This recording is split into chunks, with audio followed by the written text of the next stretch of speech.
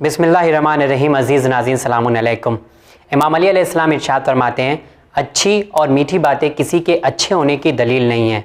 कभी कभी बुरे लोग भी अपने मतलब के लिए मीठी मीठी बातें करते हैं। मैं साजिद रिजवी इसी हदीस के साथ आप सबका खैर मकदम करता हूँ प्रोग्राम एक मौका आप और आपके सवाल में। जी हाँ नाज़रीन, हमारी ज़िंदगी में हर रोज़ सवाल उठते हैं, लेकिन उन सब सवालों में सबसे बड़ा अहम सवाल हमारी ज़िंदगी का मकसद क्या है। एक ऐसी ही खातून आज हमारे प्रोग्राम में एक मौका में आ रही हैं जिन्होंने समाज की एक बुराई के ऊपर नज़र डाली, उसके ऊपर रिसर्च की और कई सवालात आज हमारे प्रोग्राम एक मौका में वो पूछने वाली हैं, जो अपनी रिसर्च के ज़रिए हमारे प्रोग्राम में जवाब हासिल करने के लिए हिंदुस्तान के एक बहुत ही बड़े राजस्थान सीकर से हमारे प्रोग्राम में आ पहुँची शबाना खिलजी का। तो चलिए उनका इस्तकबाल करते हैं और इस प्रोग्राम का आगाज़ करते हैं। सिस्टर अस्सलाम वालेकुम। वालेकुम अस्सलाम। सिस्टर आपका बहुत बहुत शुक्रिया, आप हमारे प्रोग्राम में आएँ और आपने बेहतरीन सवाल भेजे। जैसा कि हमने कहा कि एक अहम टॉपिक के ऊपर आपने सवाल भेजे हैं, तो सबसे पहले तो हम चाहते हैं कि आप हमें बताएं कि आपका सफ़र कैसा रहा। अल्हम्दुलिल्लाह सफ़र बहुत अच्छा था, काफ़ी लंबा था, पर मेरे सवाल जो थे उनको लेकर मैं बहुत एक्साइटेड थी, उन्हीं एक्साइटमेंट में, और मेरा ये सफ़र कैसे कट गया मुझे कुछ पता ही नहीं चला। अच्छा लगा। तो चलिए अल्हम्दुलिल्लाह, आप अपने सवाल को इतना ज़्यादा एक्साइटेड लेकर के किस तरीके के जवाब होंगे, मैं उम्मीद करूँगा कि आपको आपके सवाल के जवाब यहाँ पे मिल जाएंगे। लेकिन बहरहाल हमारे नाजरीन चाहते हैं कि आप अपने बारे में बताएं, आप क्या करती हैं। जी, मेरा नाम शबाना खिलजी है, मैं सीकर राजस्थान से बिलोंग करती हूँ और अहले सुन्नत से बिलोंग करती हूँ। अहले सुन्नत से बिलोंग करती हैं, अल्हम्दुलिल्लाह। जी हाँ नाज़रीन, अगर आप भी चाहते हैं हमारे प्रोग्राम में आना, जिस तरीके से यहाँ शबाना खिलजी ने अहले सुन्नत से ताल्लुक़ रखती हैं, लेकिन फिर भी उन्हें एक ये मौका दिया गया, वो आएँ यहाँ पर और अपने कई सवाल पूछ सकती हैं। बहरहाल मैं भी चाहूँगा कि आपके जो सवाल हैं उसके जवाब यहाँ पे मिले। और क्या करती हैं आप अपने बारे में बताएं। जी, मैंने स्टडी में बीएससी किया है। अच्छा, बीएससी किया हुआ है। बीएड और एमएससी भी कर लिया। बीएड एमएससी भी कर लिया, अल्हम्दुलिल्लाह। जी, तो अभी क्या करना चाहती हैं और आगे? अब जॉब की तलाश में हूँ। अच्छा, जॉब की इंशाल्लाह जल्दी जॉब लग जाए बस। इंशाल्लाह मैं उम्मीद करता हूँ कि आपको जल्द से जल्द जॉब मिले। बहरहाल आप प्रोग्राम एक मौका में क्यों आना चाहती थी?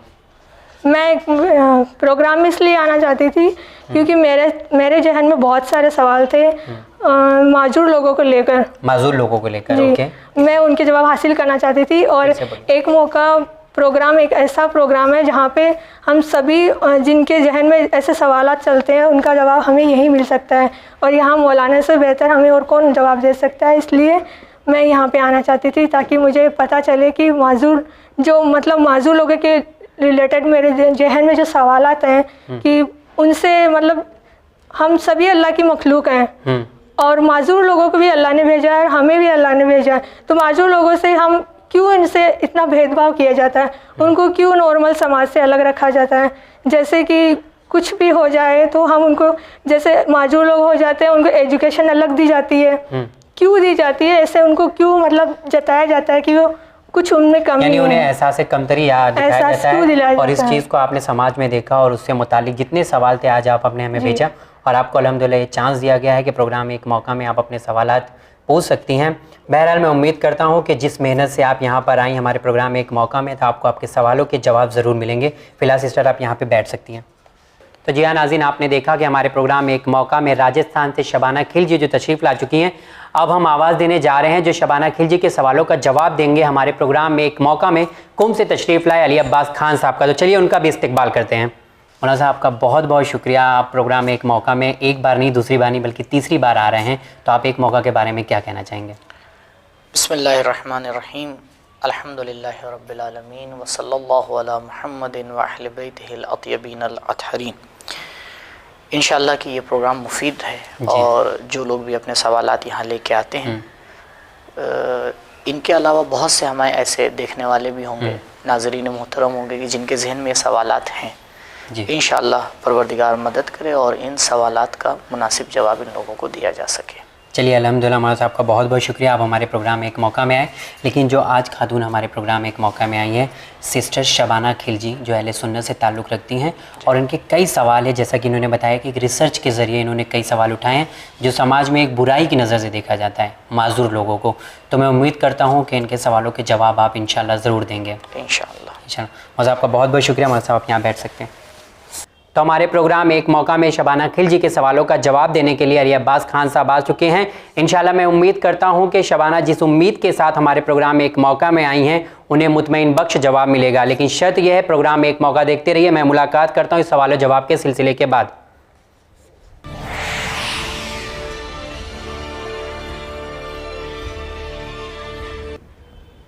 السلام علیکم ورحمۃ اللہ وبرکاتہ۔ وعلیکم السلام ورحمۃ اللہ وبرکاتہ۔ مولانا صاحب، میرا سوال آپ سے یہ ہے کہ معذور کا اصلی مطلب کیا ہوتا ہے؟ اعوذ باللہ من الشیطان الرجیم، بسم اللہ الرحمن الرحیم، الحمد للہ رب العالمین وصلی اللہ علی محمد واہل بیتہ الاطیبین الاطہرین۔ معذور عرف میں اس انسان کو کہتے ہیں کہ اس کے جسم کے کسی حصے میں کوئی کمی ہو، مثال کے طور پر ایک ہاتھ نہیں ہے یا پیر ہے اس سے چل نہیں سکتا ہے، ایسے انسان کو عرف میں معذور کہا جاتا ہے۔ مولانا صاحب، کون کون لوگ معذور کہلاتے ہیں؟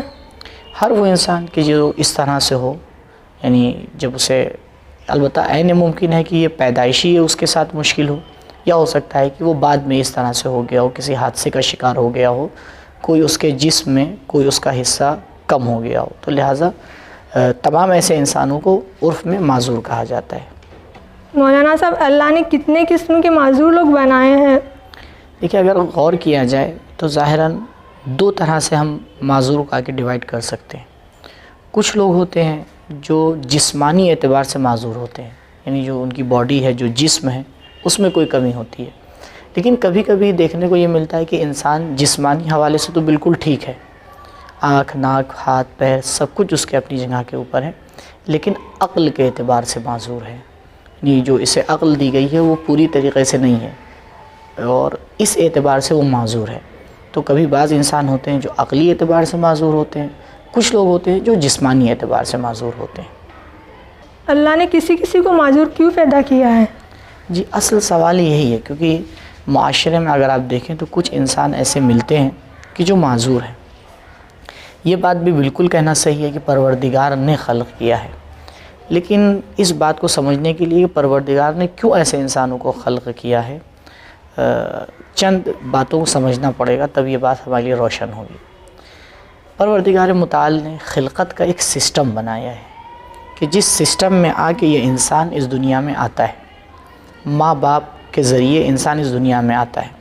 پروردگار چاہتا کوئی دوسرا سسٹم بنا سکتا تھا، لیکن فی الحال جو طریقہ پروردگار نے بنایا ہے ایک انسان کے اس دنیا میں آنے میں، کبھی کبھی ایسا ہوتا ہے کہ یہ ماں باپ جو ان کی ذمہ داریاں ہیں، اس میں کہیں نہ کہیں کوئی کوتاہی ہو جاتی ہے۔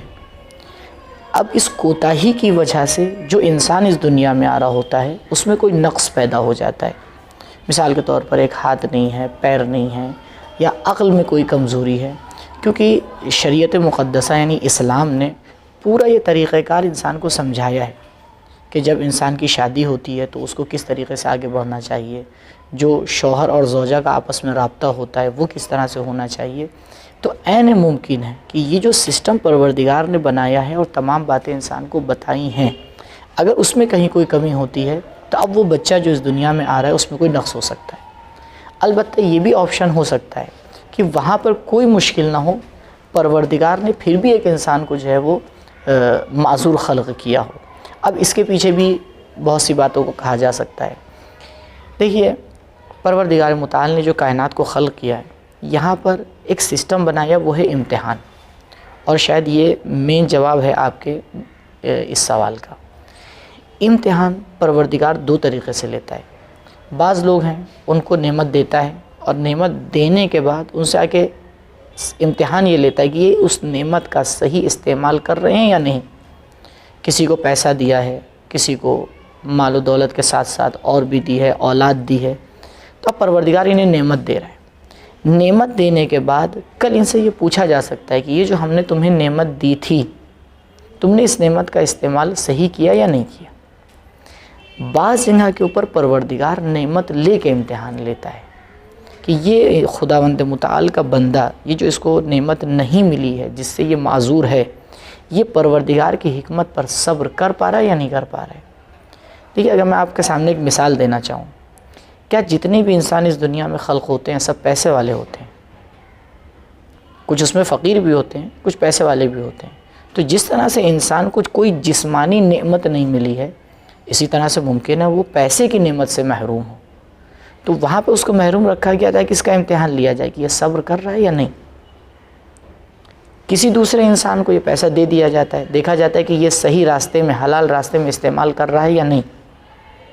کسی انسان کو پروردگار نے ایک جسم کا حصہ عطا کر کے یہ اس کا امتحان لیتا ہے کہ یہ اس کو صحیح راہ میں پروردگار نے جو راستہ بتایا ہے وہیں استعمال کر رہا ہے یا نہیں. کسی سے لے کے آ کے امتحان لیتا ہے کہ یہ اس کے اوپر صبر کر پا رہا ہے یا نہیں. تو مختلف جوابات ہو سکتے ہیں اس سوال کے کہ کیوں پروردگار نے اس کو معذور ہی خلق کیا ہے. تو پروردگار بغیر حکمت کے کوئی کام نہیں کرتا. اب عین ممکن ہے کہ اس میں اس کی حکمت شامل ہو، یا جو اس نے سسٹم بنایا ہے اس میں کہیں پر کوئی کسی نے کمی کی ہو کہ جس کے نتیجے میں یہ ایک معذور انسان اس دنیا میں خلق ہو. اور مولانا صاحب، اگر کوئی انسان ایسا ہو معذور ہو اور وہ اللہ کی راہ میں ہو، تو اللہ ان کا امتحان مطلب ان پر رحم فرما کر ان کو پھر سے نئی زندگی یا خوشی والی زندگی کیوں نہیں دے سکتے؟ دیتا ہے. بعض ایسی جگہوں پہ آپ نے دیکھا بھی ہوگا کہ مثلا ایسے واقعات ہوتے رہتے ہیں دنیا میں کہ کوئی معذور تھا، کوئی بیمار تھا، لیکن اس نے دعا کی پروردگار کی بارگاہ میں اور اس کو شفا مل گئی. مسئلہ یہ ہے، دیکھیے، جو ہماری جو زندگی ہے دو طریقے سے ہم اس کو آگے دیکھ سکتے ہیں. ایک بار ہم آ کے اپنے اینگل سے اس کو دیکھتے ہیں کہ ہم اپنے اعتبار سے سوچتے ہیں کہ یہ زندگی ایسی ہونا چاہیے. ایک مرتبہ ہم آ کے اس کو خدا کے اینگل سے آ کے دیکھتے ہیں. فرق یہ ہوتا ہے، عام انسان یہ سوچتا ہے کہ اچھی زندگی، خوش زندگی وہ ہے جو ہم سوچ رہے ہیں، اور شاید 99% سے زیادہ لوگ اسی کو خوشی سمجھتے ہیں کہ بھئی خوشی کا مطلب یہ ہے جو ہم چاہ رہے ہیں وہ ہو جائے. لیکن حقیقت میں اگر دیکھا جائے تو انسان پہلے آ کے یہ غور کرے کہ ہونا وہ چاہیے جو پروردگار چاہ رہا ہے. ضروری نہیں ہے کہ پروردگار جو چاہ رہا ہے وہ بالکل وہی چیز ہو جو ہم چاہ رہے ہیں. کبھی کبھی وہی ہوتا ہے جو ہم چاہ رہے ہیں، کبھی کبھی وہ نہیں ہوتا ہے جو ہم چاہ رہے ہیں. تو یہ جو انسان خوش ہے اس کا معنی بھی ہمیں صحیح سے کرنا پڑے گا. یہ انسان خوش ہے نہیں، ہر انسان خوش ہو سکتا ہے. کب؟ اگر وہ ایک چیز کے اوپر آ کے دھیان دے لے، وہ اس بات کے اوپر دھیان دے کہ جو کچھ بھی اس کے ساتھ ہوا ہے اس میں پروردگار کی مرضی اور اس کی حکمت شامل تھی یا نہیں تھی. اگر ہم کہتے ہیں پروردگار کی مرضی کے بغیر یہ کام ہو گیا تو اس کا مطلب کائنات میں کوئی اور طاقت کام کر رہی ہے. لیکن اگر اس کا عقیدہ پروردگار کے اوپر ہے اور وہ اس بات کے اوپر یقین رکھتا ہے کہ ہاں پروردگار کی مرضی اس میں شامل ہے، پروردگار کی حکمت سے یہ کام ہوا ہے، اب آ کے وہ اپنی تربیت کرے، اپنے آپ کو سمجھائے کہ یہ جو کچھ میرے ساتھ ہوا اس کے پیچھے پروردگار کی حکمت ہے. اگر اس کی کوئی کمی نہیں ہے، مثال کے طور پر جب وہ بچہ اس دنیا میں آیا ہے تب سے ہی ایسا ہے، اس میں اس کی کوئی خطا نہیں ہے، تو یہاں پر پروردگار جو اس کو ذمہ داری دے گا وہ بھی اس کے اعتبار سے دے گا. لا یکلف اللہ نفسا الا وسعہا. اگر اس کے جسم میں کوئی کمی ہے، اگر کوئی کام وہ نہیں کر سکتا ہے تو پروردگار وہ کام اس سے مانگتا ہی نہیں ہے. دیکھیے، ظلم وہاں پر ہوتا کہ صلاحیت کم دی جاتی، کام زیادہ مانگا جاتا. تب یہ کہا جا سکتا تھا کہ بھئی یہ خوش نہیں ہے. کیوں؟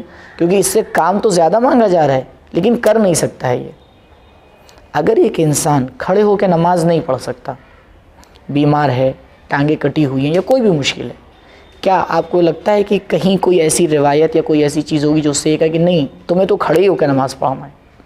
نہیں. اس کی ذمہ داری کیا ہے کہ اگر وہ بیٹھ کے نماز پڑھ سکتا ہے تو بیٹھ کے نماز پڑھے. یعنی پروردگار صلاحیت کے اعتبار سے ذمہ داری دیتا ہے. جس کو جتنی طاقت دی ہے، جس کو جتنی صلاحیت دی ہے، اتنا ہی اس سے وہ مانگ رہا ہے. تو یہاں پر اب یہ انسان اپنی سوچ کو آ کے اس اعتبار سے سیٹ کرے کہ خوشی اسی میں ہے کہ جس میں اس کا پروردگار راضی ہو. جی مولانا صاحب، میرا اگلا سوال آپ سے یہ ہے کہ اسلام معذور لوگوں پر ترس کھانے کا حکم دیتا ہے یا انہیں عام زندگی میں جڑنے کا حوصلہ دے کر کھل کر شان سے جینے کا حکم دیتا ہے؟ بے شک، بالکل کھل کے عام لوگوں کے ساتھ جس طرح سب جی رہے ہیں ویسے ان کو جینے کا حق دیتا ہے. البتہ یہاں پہ آپ کو یہ بھی دھیان میں رکھنا پڑے گا کہ جس سماج میں وہ انسان رہ رہا ہے اس سماج کا بھی امتحان ہے. دیکھنا یہ ہے کہ وہ اس کے ساتھ کیا برتاؤ کر رہے ہیں. وہ اپنی ذمہ داریوں کو سمجھ رہے ہیں یا نہیں سمجھ رہے ہیں. کیونکہ جس سماج میں ایسا انسان موجود ہے خود اس سماج کا بھی امتحان ہے، کیونکہ ہم لوگوں کا ایک دوسرے کے ذریعے سے امتحان ہوتا ہے.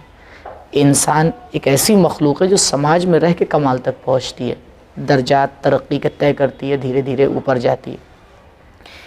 یہ انسان اگر ایسے سماج میں رہ رہا ہے اور اس میں کوئی کمی ہے، اس میں اور دوسرے انسانوں میں کوئی فرق نہیں ہے. ابھی میں نے آپ کو مثال دی، جو انسان مالی حوالے سے کمزور ہوتے ہیں وہ اسی سماج میں رہتے ہیں یا کہیں اور رہتے ہیں؟ وہ بھی اسی سماج میں رہتے ہیں. تو ایک انسان مالی اعتبار سے کمزور ہے، دوسرا انسان جسمانی اعتبار سے کمزور ہے. اب ہم آ کے اس کو ایک دم الگ بنا دیں، سماج سے کاٹ دیں یا اس کو ایسی نگاہ سے دیکھیں، تو یہ تو مشکلات ہماری طرف سے کھڑی کی گئی ہیں. پروردگار کا تو اس میں کوئی دخل نہیں ہے. اس نے اس انسان کو خلق کیا، جو وجوہات تھیں اب اس کے پیچھے غور کرنا چاہیے، سمجھنا چاہیے. اگر انسان صحیح سے اللہ پر بھروسہ اور عقیدہ رکھتا ہے تو یہ مشکلات بہت کم کھڑی ہوتی ہیں انسان کی زندگی میں. جیسے عام لوگ رہ رہے ہیں اس کو بھی جینے کا حق ہے، جیسے عام لوگ ترقی کر رہے ہیں اسے بھی ترقی کرنے کا حق ہے. جتنی اس کی صلاحیت ہے اتنی صلاحیت کے اعتبار سے وہ اس دنیا میں جیے، کام کرے، ترقی کرے. مولانا صاحب میرا اگلا سوال یہ ہے، انعامت اور سزا کے حوالے سے معذور لوگوں اور ان کی فیملی کے مرلاق اسلام کی کیا تعلیمات ہیں؟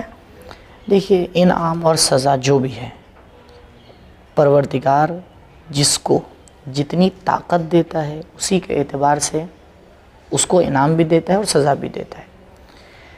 دو لوگ ہیں، ایک انسان ہے بہت ہی صحیح ہے، سلامت ہے، سب کچھ ہے، ٹھیک ٹھاک ہے، یہ آتا ہے اول وقت نماز پڑھتا ہے.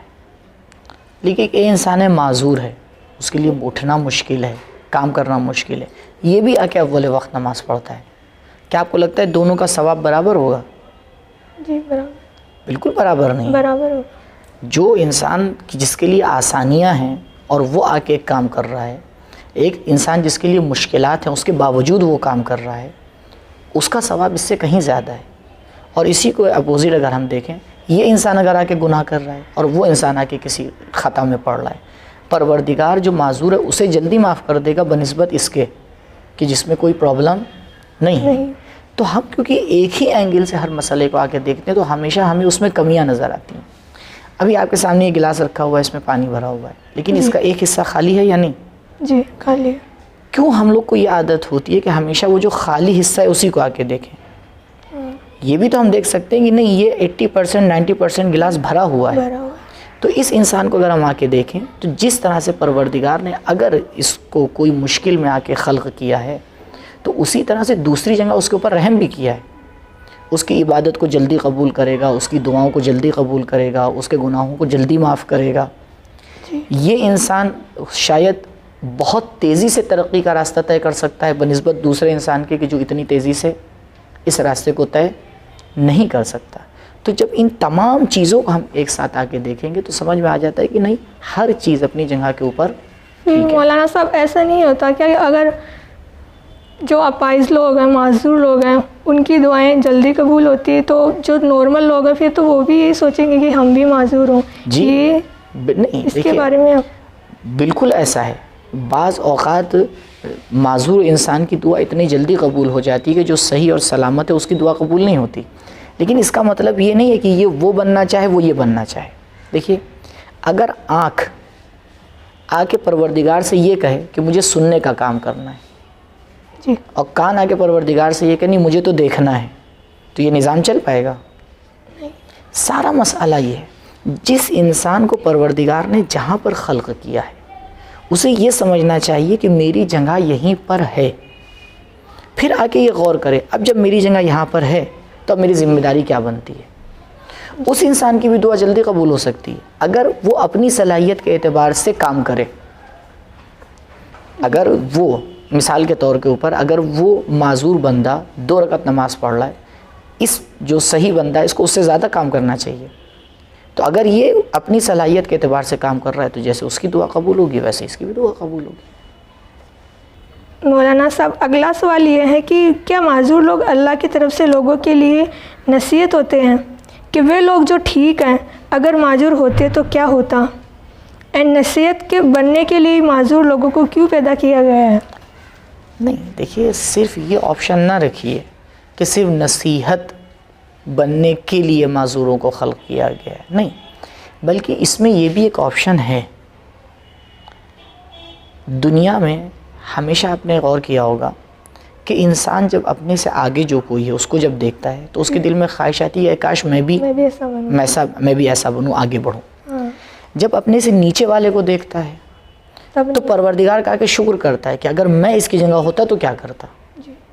تو پروردگار نے معاشرے میں ہر طرح کے انسان کو خلق کر کے انسانوں کے لیے ایک عبرت رکھی ہے کہ دیکھو اگر ہم نے تمہیں صحیح اور سالم خلق کیا ہے، ہم تمہیں ویسا بھی خلق کر سکتے تھے، لہٰذا کہیں ایسا نہ ہو کہ تم مجھے بھول جاؤ، یہاں پر تمہیں یاد رہے کہ تمہیں میرا شکر ادا کرنا ہے۔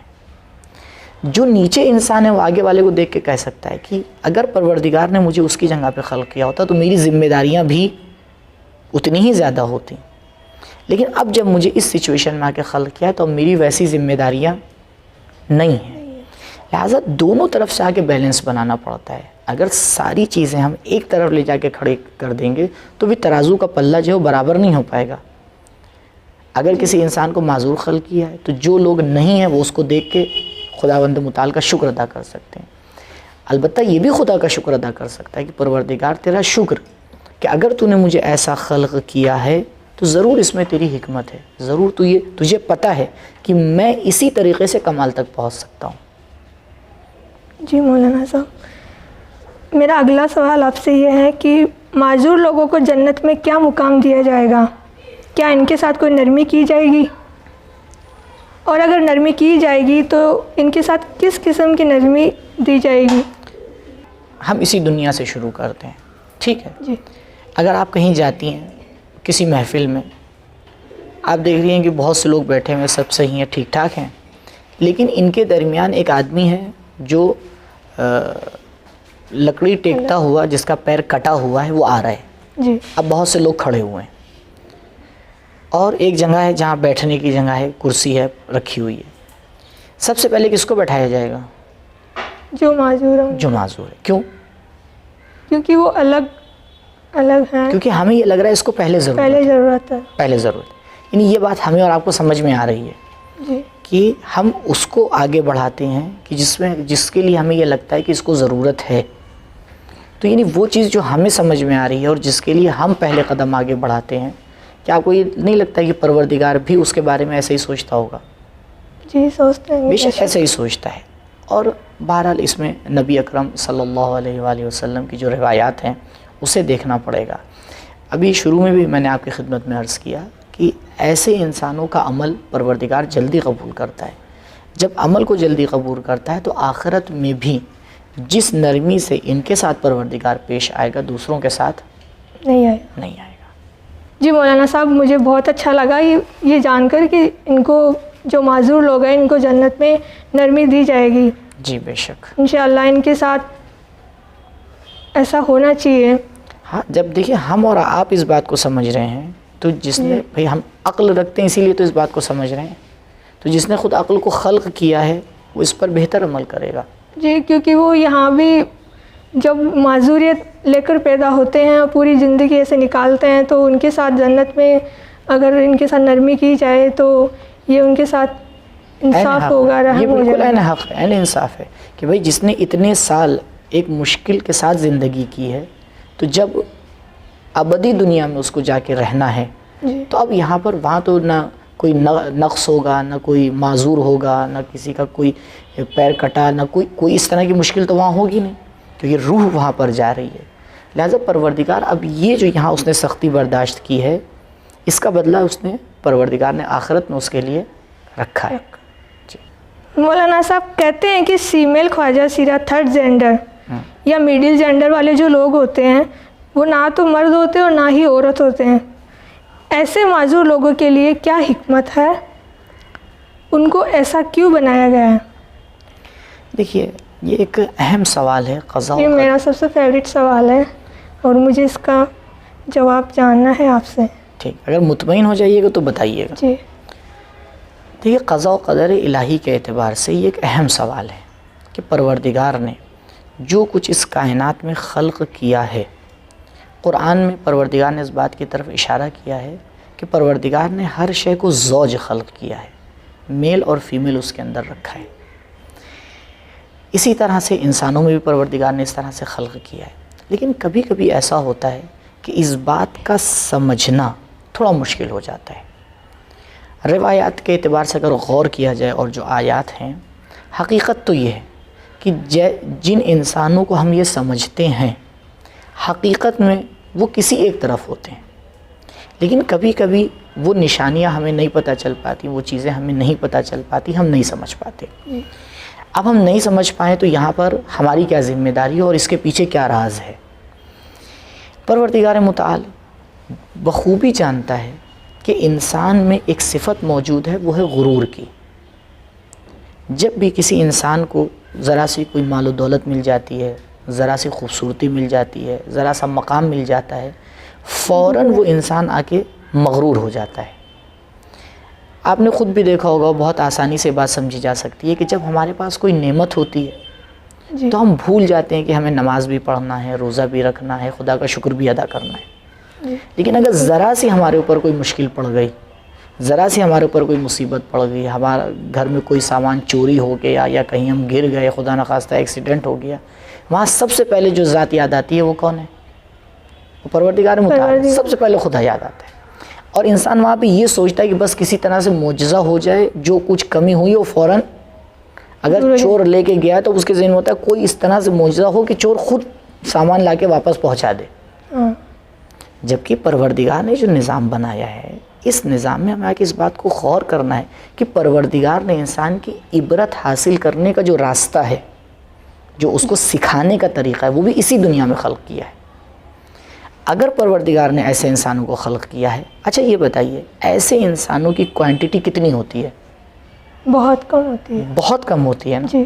یعنی اگر آپ پوری ہندوستان کی آبادی کو دیکھیں، اس اتنی بڑی آبادی میں ان کا ریشو کتنا ہوگا؟ کچھ ہی لوگ ہوتے ہیں، کچھ بھی نہیں ہے، ٹھیک؟ لیکن یہاں پر انہی چند آدمیوں کے ذریعے سے ہم کم سے کم پروردگار متعال کی حکمت کو سمجھ سکتے ہیں کہ اے خالق، تجھے پورا اختیار تھا کہ میں آج یہاں نہ ہوتا وہاں ہوتا۔ جی، اسے اختیار تھا یا نہیں تھا؟ تھا۔ لیکن اس نے رحم و کرم کر کے ہمیں یہاں رکھا، کسی دوسرے کو وہاں پہ رکھا۔ اب ہم جب آ کے غرور کرتے ہیں، جب ہم آ کے پروردگار کو بھول جاتے ہیں، کبھی کبھی یہی انسان جب ہماری آنکھوں کے سامنے سے گزرتا ہے اور ہم آ کے اس بات کو دیکھتے ہیں کہ اگر ہم اس کی جگہ ہوتے تو وہ انسان جو اب تک کہ خدا کو بھولا ہوا ہے، اس کو خدا یاد آتا ہے۔ کیونکہ پروردگار یہ چاہتا ہے کہ اس نے دیکھی زندگی میں کہیں نہ کہیں پہ آ کے روک لگا رکھی ہے۔ آپ نے دیکھا نا، ہائی وے پہ یا سڑک کے اوپر بریکر لگائے جاتے ہیں۔ جی، کیوں بریکر لگائے جاتے ہیں؟ تاکہ گاڑی کنٹرول میں رہے، کنٹرول کر سکے نا۔ وہ آدمی جو بالکل بھگاتا ہوا جا رہا ہے، ایک دم سے بریکر کو دیکھ کے وہ آگے سلو کرتا ہے۔ جی، اس کو سمجھ میں آتا ہے کہ بھائی اگر ہم اسی اسپیڈ میں جاتے تو کہیں نہ کہیں ایکسیڈنٹ ہو جاتا۔ یہ ہماری زندگی کے بریکر ہیں، جسے دیکھ کے ہم آ کے سمجھ سکتے ہیں کہ یہ آ کے ہماری زندگی اگر اس طرح سے ہوتی تو ہم کیا کرتے۔ تو یہ درس عبرت ہے کس کے لیے؟ دوسروں کے لیے۔ اب آئیں اس طرف چلتے ہیں جو خود اس کو خلق کیا ہے۔ اس جواب کو سمجھنے کے لیے پہلے ایک مسئلہ مجھے آپ کو سمجھانا پڑے گا۔ بتائیے آپ کی نظر میں عدالت کا کیا معنی ہے؟ جہاں پہ انصاف ہوتا ہو۔ دیکھیے، آپ نے صرف ورڈ چینج کیا ہے، عدالت یعنی انصاف۔ آپ اس کی ڈیفینیشن بتائیے، انصاف یعنی کیا، عدالت یعنی کیا؟ سچائی کا ساتھ دیا جاتا ہو۔ اور اگر اس گلاس میں پانی ہوتا اور وہ دوسرا گلاس خالی ہوتا، ایک دم اس میں پانی نہ ہوتا، آپ کو کیا لگ رہا ہے یہ عدالت کے مطابق ہوتا یا عدالت کے خلاف؟ یہ عدالت کے خلاف ہوتا، کیونکہ کیوں؟ عدالت میں انصاف کیا جاتا ہے کہ دونوں طرف چیزیں برابر ہو۔ اچھا ٹھیک ہے، اگر اس سائڈ کوئی بیٹھا ہی نہیں ہے، میں اکیلا ادھر بیٹھا ہوں، تب بھی ضروری ہے ادھر گلاس میں پانی ہو؟ نہیں، پھر تو یا ادھر انسان جو بیٹھا ہوا ہے وہ روزے سے ہے، یا ادھر جو انسان بیٹھا ہوا ہے وہ پانی پی چکا ہے؟ پھر تو اس کو اس کی نیڈ ہی نہیں ہے۔ ہاں، تو دیکھیے کتنے آپشن یہاں پر موجود ہیں۔ جی، ہم مشکل یہاں پر ایک غلطی یہاں پر ہوئی ہے، وہ یہ ابھی جو آپ نے جملہ کہا اس کو صحیح کریے۔ ہم عدالت کا معنی سمجھتے ہیں برابری۔ جی، عدالت کا معنی برابر ہونا نہیں ہے۔ آپ نے ضرور کالج میں پڑھا ہے، کیا آپ کے کالج میں جتنے لوگ کام کرتے ہیں جی سب کی سیلری برابر ہے؟ نہیں، الگ الگ ہے نا؟ الگ الگ ہے۔ کیوں؟ ان کی یہ پوسٹ عدالت کے ہے یا حساب نہیں ہے؟ سے، ان کے پوسٹ اور ایکسپیرینس کے حساب سے ہے۔ تو یہ عدالت ہے؟ اگر الگ الگ سیلری دی جا رہی، ایک کو کم ایک کو زیادہ، اس کی پوسٹ کے اعتبار سے سیلری دی جا رہی ہے جی، تو عدالت کا معنی یہ نہیں ہے کہ سب کو برابر سے دیا جائے۔ عدالت کا معنی یہ ہے کہ جس کو جو دینا ہے وہ دیا جائے، جی ٹھیک؟ تو یہ صحیح۔ اچھا کبھی کبھی یہ ہوتا ہے کہ ہاں ضروری ہوتا ہے کہ سب کو برابر سے دیا جائے، تو عدالت کا نتیجہ ہمیشہ برابری نہیں ہے، بلکہ عدالت کی ڈیفینیشن یہ ہے کہ جس چیز کو جہاں پہ رکھنا ہے وہاں پہ رکھا جائے۔ صحیح؟ صحیح۔ ایک آدمی جو اچھی گرافک بنا لیتا ہے، اچھا ڈیزائنر ہے، جی وہ جب آ کے کسی پینٹنگ کو یا کسی جو ہے وہ پوسٹر کو یا کسی چیز کو آ کے ڈیزائن کرتا ہے، تو وہ کیونکہ ایکسپرٹ ہے اپنے کام میں، اس کو پتہ ہوتا ہے کہ اس پوسٹر میں یا اس ڈیزائن میں کس چیز کو کہاں پہ رکھنا ہے۔ اگر وہ صحیح رکھ رہا ہے تو ہم کیا کہیں گے کہ عدالت سے کام لے رہا ہے۔ مثال کے طور پر ایک کوئی لائن لکھنا ہے تو وہ صحیح لکھے کہ بھئی یہاں پہ لکھنا ہے، کسی کو کا فوٹو لگانا ہے تو صحیح جگہ کے اوپر لگائے۔ لیکن ایک آدمی جس کو یہ سب باتیں نہیں پتہ ہے، وہ اگر دیکھے گا تو وہ اپنے اعتبار سے آ کے نظر دے گا، لیکن یہ آدمی جو ایکسپرٹ ہے جب یہ دیکھے گا کہے گا نہیں بالکل صحیح ہے۔ دنیا میں کیونکہ اکثر انسانوں کو عدالت کا معنی نہیں پتہ ہے، وہ سمجھتے ہیں عدالت یعنی برابر۔ عدالت کا معنی اگر برابری ہے تو پروردگار کو صرف یا مرد خلق کرنا چاہیے تھا یا صرف عورتوں کو خلق کرنا چاہیے تھا؟ جی تو یہ عدالت ہے یا نہیں کہ بھائی پروردگار نے کچھ انسانوں کو مرد خلق کیا ہے، کچھ انسانوں کو عورت خلق کیا ہے؟ یہ عین عدالت ہے۔ اسی طرح سے پروردگار نے جس طرح سے صحیح اور سالم لوگوں کو خلق کیا ہے، اسی طرح سے اس نے کچھ معذور لوگوں کو خلق کیا ہے، کچھ ایسے لوگوں کو خلق کیا ہے ہمارے اعتبار سے جو کسی تیسرے حصے میں جاتے ہیں۔ یہاں پر اگر ان لوگوں کے ساتھ، یعنی یہ انسان جو تیسرے میں جا رہا ہے، کسی ایسے کا برتاؤ کیا جائے خدا کی طرف سے کہ جو بالکل صحیح ہے، یا مرد ہے یا عورت ہے، تب آپ یہ کہہ سکتی ہیں کہ عدالت کے کیا ہوا؟ خلاف ہوا۔ اگر کوئی بچہ پہلی کلاس میں ہے، آپ اس سے آگے 5ویں کا ایگزام لینے لگیں، یہ عدالت کے خلاف ہے۔ لیکن جو بچہ پہلی کلاس میں، اگر اس سے پہلی کلاس کا ایگزام لیا جائے تو عدالت کے انصاف، یہ بالکل عدالت ہے۔ تو یہ بعد میں ہم دیکھیں کہ کس کو پروردگار نے کیسا خلق کیا ہے، پہلے یہ دیکھیں جس کو جیسا خلق کیا ہے اس کی ویسی بھی ذمہ داری دی ہے یا نہیں دی ہے؟ دی ہے۔ کیوں پروردگار نے جو ہے وہ مرد کو یہ ذمہ داری نہیں دی کہ وہ بچے کی تربیت کرے، بچے کو پالے؟ آپ نے کبھی یہ روایت سنی ہے کہ مثال کے طور پر باپ کے پیر کے نیچے جنت ہے؟ نہیں۔ کس کے لیے کہا ماں جاتا کے پیر کے نیچے جنت۔ کیوں ماں کے لیے کہا جاتا ہے، باپ کے لیے کیوں نہیں کہا جاتا؟ بھئی اگر باپ نہ ہوتا تو یہ بچہ پیدا ہوتا؟ نہیں کہا جاتا۔ کیوں؟ کیونکہ جو محنت ماں بچے کے لیے کرتی ہے ڈائریکٹ، باپ بھی کرتا ہے، لیکن ڈائریکٹ جو محنت ماں بچے کے لیے کر رہی ہوتی ہے وہ باپ نہیں کرتا۔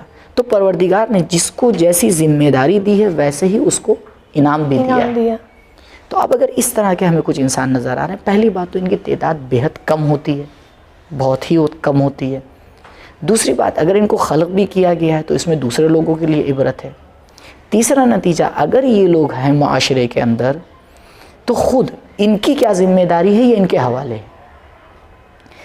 عدالت کے خلاف تب ہوتا کہ جب کل قیامت کے دن پروردگار یہ کہتا ہے کہ تم نے عام انسانوں کی طرح یہ کیوں نہیں کیا، تم نے عام انسانوں کی طرح دوسرا کام کیوں نہیں کیا۔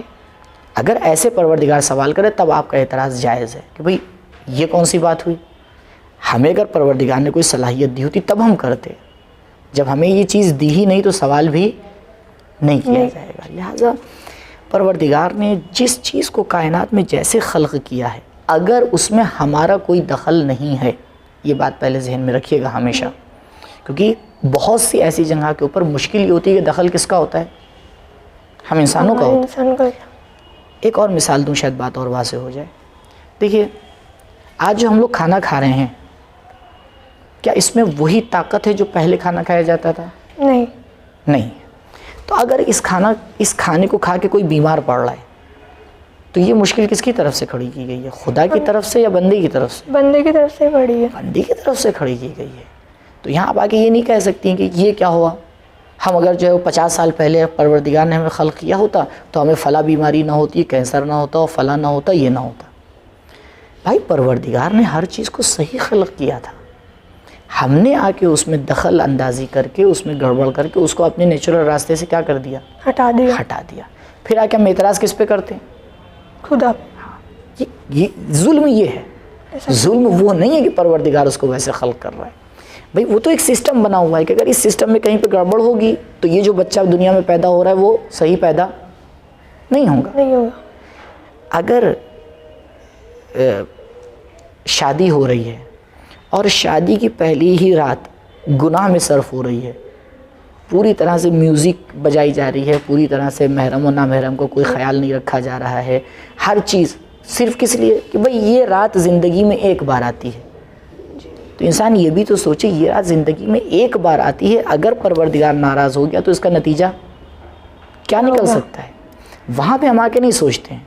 لیکن جب اولاد پیدا ہوتی ہے اور اس کے اندر کوئی کمی ہوتی ہے تو فوراً ہم اعتراض کرنے لگتے ہیں کس کے اوپر؟ خدا پہ. تو اس سے پہلے خدا کو حق ہے ہمارے اوپر اعتراض کرنے کا کہ اے میرے بندے، جب میں نے تجھ سے کہا تھا کہ اس طرح سے شادی ہونا چاہیے، اس طرح سے تجھے میری اطاعت کرنا چاہیے، تب وہاں پہ ہماری سمجھ میں نہیں آیا تھا. تو لہٰذا ہم دونوں طرف سے آ کے مسئلے کو غور کریں، دیکھیں، تب جا کے دنیا صحیح آتی ہے. اگر ایک دیوار ہو ہمارے سامنے اور آپ اس میں چھوٹا سا ایک ہول بنا دیں اور اس کے سامنے لا کے آپ جو ہے مثال کے طور پر ایک انسان کی آنکھ اس کو دکھائیں، اس کو اچھا لگے گا، خوبصورت لگے گا یا عجیب اور غریب لگے گا؟ عجیب لگے گا نا، کہ یہ پتہ نہیں کیا چیز ہے، نہیں سمجھ میں آئے گی پہلی بار میں. پھر آپ تھوڑی دیر بعد اس کی انگلی لا کے اس کے سامنے رکھ دی ہول کے اس سائڈ دیوار کے، وہ دیکھو وہ سمجھ میں نہیں آئے گی یہ ہے کیا چیز. لیکن اس سے کہیے بھائی چند قدم تم پیچھے جاؤ، وہ چند قدم پیچھے جائے، اب آپ یہاں سے دیکھیں پورا انسان دکھائی دینے لگے. اب یہ صحیح لگے گا نہیں لگے گا؟ صحیح لگے. پہلے کیوں صحیح نہیں لگ رہا تھا؟ کیونکہ ہم نے سب چیزوں کو ایک ساتھ نہیں دیکھا. ہم آتے ہیں معاشرے میں یہ تو دیکھتے ہیں کہ ایک اباہج خلق ہوا ہے، معذور خلق ہوا ہے، یہ آگے نہیں دیکھتے کہ بھئی معاشرے میں دوسری بھی چیزیں تو ہیں، یہ کیوں خلق ہوا ہے؟ کیونکہ اس میں کہیں نہ کہیں ہم نے کوئی گڑبڑ کی ہے. پروردگار نے ہمیں علم دیا تھا کہ ہم اس علم کے ذریعے سے آ کے انرجی خلق کریں. ہم نے اس کو آگے تبدیل کر دیا بم بنانے میں. پروردگار نے ہمیں علم دیا تھا کہ جس کے ذریعے سے ہم اپنی زندگی کو اور ترقی میں آگے بڑھائیں. ہم نے اسے آ کے بنا دیا لوگوں کو ایک دوسرے کو مارنے کے لیے. تو اس کے نتیجے میں جب انسان بیمار پیدا ہو رہا ہے، انسان اپاہج پیدا ہو رہا ہے، تو پروردگار نے تو آپ کو علم دیا تھا کہ آپ اس کو صحیح استعمال کریں. لیکن جب اس کو غلط یوز کیا گیا اور اس کے نتیجے میں مشکلات معاشرے میں کھڑی ہوئیں، تو یہاں پہ اس کو نہیں کہنا چاہیے، پہلے ہمیں اپنے اعمال کو دیکھنا چاہیے. جی مولانا صاحب، واقعی میں بہت اچھا لگا یہ جان کر کہ تھرڈ جینڈر اور مڈل جینڈر کے جو لوگ ہیں یہ بھی مطلب ہم بندوں کی ہی دخل اندازی کی وجہ سے ہوا ہے. جی بالکل اس میں دخل ہے، اور بہرحال ان کا بھی اپنا ایک کردار ہے. ایسے میں ہم ان لوگوں کو چاہیے کہ خدا کو بلیم نہ کریں. دیکھیے مسئلہ یہی ہوتا ہے جب نہیں سمجھ پاتے ہیں تب بلیم کرتے ہیں. جی پر مولانا صاحب، ان کا مطلب جو یہ ہے تھرڈ جینڈر والے جو لوگ ہیں، ان کی شادی کا کیا حکم ہے اسلام میں؟ جیسے کہ یہ لڑکی سے شادی کریں یا لڑکے سے کریں؟ نہیں، ان کا حکم یہ کہ اگر یہ طے نہیں ہو پا رہا ہے کہ یہ لڑکا ہے یا لڑکی تو یہ شادی نہیں کر سکتے. پر اگر ان کا مطلب ہو کہ ان کو شادی کرنی ہو تو پھر کس سے کرے؟ دیکھیے اگر پروردگار نے کسی کو اس طرح سے خلق کیا ہے تو اس کے اندر وہ صلاحیت بھی رکھی ہے. عام سچویشن میں بھی آپ دیکھیں تو ایسا ہوتا ہے کہ بہت سے لوگ ہیں جو اس دنیا میں آتے ہیں. یہ بتائیے شادی واجب ہے یا مستحب؟ واجب تو نہیں ہے نا؟ نہیں، مستحب ہے. مستحب ہے، سنت ہے نا. تو کتنے ایسے لوگ ہیں جو اس دنیا میں آتے ہیں بالکل صحیح ہوتے ہیں، سلامت ہوتے ہیں، ٹھیک ٹھاک ہوتے ہیں، لیکن بغیر شادی کے اس دنیا سے چلے جاتے ہیں. تو یہ جو ایک جن کی تعداد بہت ہی کم ہے، اگر یہ بھی بغیر شادی کے اس دنیا سے چلے جا رہے ہیں تو یہ آسمان زمین پہ آ رہا ہے یا کوئی بہت بڑا طوفان آیا جا رہا ہے؟ تو ان کی شادی کا کوئی حکم نہیں ہے؟ نہیں، کیونکہ جب تک کہ یہ طے نہ ہو جائے کہ یہ انسان مرد ہے یا عورت، تب تک شادی نہیں کر سکتا. تو بالکل نیچرل سی بات ہے. بھی پہلے یہ طے ہو کہ یہ مرد ہے تو اس کی کس سے شادی کی جائے، یہ خاتون ہے تو اس کی کیسے شادی کی جائے. جب یہ چیز طے ہی نہیں ہو پا رہی ہے تو پھر مسئلہ آگے کیسے بڑھے گا؟ میرا اگلا سوال آپ سے یہ ہے کہ اسلام میں ایسے معذور لوگوں کے متعلق کیا حکم ہے؟ دو طرح سے ایسے لوگوں کو دیکھا جا سکتا ہے. ایک ذمہ داری ہے خود ان کی، اور ایک ذمہ داری ہے جس معاشرے میں وہ رہ رہے ہیں ان لوگوں کی. پہلے ان کی ذمہ داری کی طرف اشارہ کر دوں. ان کی ذمہ داری کیا ہے؟ ان کی پہلی ذمہ داری ہے کہ جو بھی ان میں کوئی معذوری کا پوائنٹ ہے، جو بھی ان کے اندر کمی ہے، کبھی بھی اپنی زندگی میں اسے کمی نہ سمجھیں. کیونکہ جس دن انہوں نے اسے کمی سمجھنا شروع کر دیا، ان کا زندگی کا گراف نیچے آئے گا، اوپر نہیں جائے گا. وہ اس بات کو یقین رکھیں کہ اگر پروردگار نے، دیکھیے خدا کی حکمت پر راضی ہونا یہ سب سے بڑا کمال کا کام ہے، سب سے بڑا کمال کا کام ہے. تو مطلب ان کو کمی نہ سمجھ کر اپنی طاقت بنائیں. جب کمی نہیں سمجھیں گے تو خود بخود وہ چیز کیا بن جائے گی؟ طاقت. خود بخود طاقت بن جائے گی. ابھی آپ نے بہت سی ایسی کلپس بھی دیکھی ہوں گی اور ایسے پروگرام بھی دیکھے ہوں گے کہ مثال کے طور پر ایک بچی ہے یا ایک لڑکا ہے جس کا جو ہے مثال کے طور ہاتھ کٹے ہوئے ہیں، جی بہت سارا کام وہ پیر سے کر رہا ہے اور شاید عام انسانوں سے بہت بہتر کر رہا ہے. جی ویسا کر. اب اگر ہم اس کے دیکھیں تو ہمارے لیے درس عبرت ہے کہ اس کے ہاتھ نہیں ہے ہم سے بہتر کام کر رہا ہے. ہمیں تو پروردگار نے ہاتھ بھی ہیں، تب بھی ہم پورا دن جو ہے وہ گھر پہ بیٹھے ہوئے الٹی سیدھے کام کر رہے ہیں. تو پہلی چیز یہ ہے ان کے لیے کہ وہ اس کو سمجھیں کہ پروردگار نے جیسا انہیں خلق کیا. کیونکہ دیکھیے اگر آگے نالا و گریہ کرنا شروع کریں گے اور آگے اعتراض کرنا شروع کریں گے اور آگے چلانا شروع کریں گے، کیا آپ کو لگتا ہے یہ سچویشن چینج ہو جائے گی؟ نہیں. چینج تو نہیں ہوگی نا. تو بہرحال پروردگار نے جیسا خلق کیا، پہلے اس بات کو سمجھیں کہ ان کے لیے یہی بہتر ہے. کیونکہ پروردگار ارحم الراحمین ہے. اگر ان کے لیے کوئی اور چیز بہتر ہوتی تو وہ ان کو عطا کرتا. ہم اپنی بہتری نہیں سمجھ پاتے کہ کیا بہتر ہے. جس نے ہمیں خلق کیا ہے وہ بتائے گا کہ ہمارے لیے کیا بہتر ہے. تو ہمیں تو علم غیب ہے نہیں. تو آگے یہ سمجھنا پڑتا ہے جس سچویشن میں پروردگار نے ہمیں خلق کیا وہ ہمارے لیے سب سے بہتر ہے. یہ ان کی ذمہ داری. اگر اس کو انہی نے سمجھ لیا، اس کے اوپر ان کا یقین ہو گیا تو یہ عام انسانوں سے بہتر زندگی کرتے ہیں. دوسری ذمہ داری ان لوگوں کی ہے جس معاشرے میں یہ لوگ رہ رہے ہیں. پہلی ذمہ داری یہ ہے کہ ایسے لوگوں کی مدد کریں، جتنا ممکن ہو مدد کریں اور اس مدد کے ذریعے سے اپنے آپ کو کمال تک پہنچائیں. کوئی بھی ایسا کام، کوئی بھی ایسا جملہ، کوئی بھی ایسی بات کہنے سے پرہیز کریں کہ جس کی وجہ سے ان کی دل آزاری ہو. کیونکہ ان کی دل آزاری اگر پروردگار کو بری لگی تو پھر پروردگار اگر اس انسان کے اوپر اس نے اپنی نظر کرم ہٹا لی تو پھر اس کے لیے کافی کام مشکل ہو جائے گا. اور مولانا صاحب اگر ہم ان کی مدد کرتے ہیں اور ان کو مطلب برا لگ جائے کہ یہ ہم پہ رحم کر رہے ہیں، جی تو یہ بات بھی ہاں ایسا ہوتا ہے. بہت جگہ پہ ایسا دیکھا گیا ہے کہ وہ لوگ مدد قبول نہیں کرتے ہیں اس لیے کہ وہ یہ سماج میں دکھانا چاہ رہے ہیں کہ ہم خود کر سکتے ہیں، آپ ہمیں پر رحم نہ کریے. مشکل یہ ہوتی ہے کیونکہ ہمارا جو ان سے رابطہ ہوتا ہے وہ پہلے ہی دل رحمی والا ہوتا ہے. ہم ایک بار اپنی زبان سے کہتے ہیں اے ہے یہ کیا ہوا، پھر ایک قدم آگے بڑھاتے ہیں ان کا ہاتھ پکڑنے کے لیے. اگر ہم اس رابطے کو جو ہمارا رحمانہ رابطہ ہے اسے دوستانہ بنا لیں پھر سامنے والا بھی قبول کرے گا اور آپ بھی اس کی مدد کر سکتے ہیں. مشکل یہ ہوتی ہے پہلے ہم اس کو گراتے ہیں پھر اٹھاتے ہیں. ہاں پہلے پوچھتے ہیں. تو کوئی انسان تیار نہیں ہے کہ آپ اس کو گرائیے پھر اس کو اٹھائیے. لیکن اگر ہم پہلے ہی سے اس کے ساتھ رابطہ کون سا بنا لیں؟ دوستی کا رابطہ. کہ یہ جو ہم کام کر رہے ہیں تمہارے اوپر رحم نہیں کر رہے ہیں، ہم یہ کام اس لیے کر رہے ہیں تاکہ پروردگار کل اگر ہم سے سوال کرے تو ہم جواب دے سکیں اسے. تو اگر اس کے سامنے ہم رابطہ دوستی کا رابطہ بنائیں گے تو ہماری بھی مشکلات سالو ہوں گی اور اس کی بھی مدد کر سکتے ہیں. لیکن اگر ہم پہلے ہی سے آ کے رابطہ ایسا بنائیں گے کہ اس کے اوپر رحم کرنا شروع کر دیں گے، اس کو گرائیں گے اور پھر آگے کہیں اچھا میں آپ کا ہاتھ پکڑ لوں آپ کھڑے ہو جائیے، تو وہ قبول نہیں کرے گا. میرا اگلا سوال آپ سے یہ ہے کہ جن لوگوں کے دونوں ہاتھ نہیں ہوتے ہیں تو وہ استنجا کیسے کریں یا پھر غسل کیسے کریں اور خود کو پاک کیسے کریں؟ ایسے لوگوں کی وضو کا طریقہ بھی بتائیے گا. نہیں پہلے میں وضو کا جواب دے دوں پھر اس کا بھی آپ. وضو کا تو یہ ہے کہ جس کا جو حصہ نہیں ہے وہاں پہ اس کا وضو ہے ہی نہیں. یہ انسان جس کے دونوں ہاتھ نہیں ہیں کوئی دوسرا اس کو وضو کرائے گا. قطعاً پروردگار نے ان کے سائیڈ میں کچھ ایسے لوگ خلق کیے ہیں جو اپنی زندگی کا کچھ حصہ ان کے لیے وقف کر دیں. اگر وہ کر رہا ہے تو وہی جو میں نے آپ سے ابھی تک کے کئی بار بات کہی، وہ اس مدد کے ذریعے سے خود اپنے کام کو آسان کر رہا ہے. اور اگر نہیں کر رہا ہے تو جتنا وہ کر سکتے ہیں، مثال کے طور پر بالکل وضو نہیں کر سکتے، کوئی نہیں ہے، صرف اشارے سے نماز پڑھ سکتے ہیں، صرف اشارے سے پڑھ سکتے ہیں، جتنا کر سکتے ہیں اتنا.